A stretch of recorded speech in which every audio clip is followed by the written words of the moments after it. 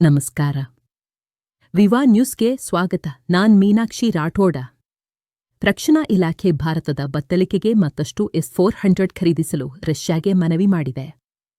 ಭಾರತವು ಪಾಕಿಸ್ತಾನದೊಂದಿಗಿನ ಸಂಘರ್ಷದ ಸಂದರ್ಭದಲ್ಲಿ S-400 ವಾಯು ರಕ್ಷಣಾ ವ್ಯವಸ್ಥೆಯ ಪರಿಣಾಮಕಾರಿತ್ವವನ್ನು ಮನಗಂಡು ರಷ್ಯಾದಿಂದ ಹೆಚ್ಚಿನ ಘಟಕಗಳನ್ನು ಪಡೆಯಲು ಮುಂದಾಗಿದೆ.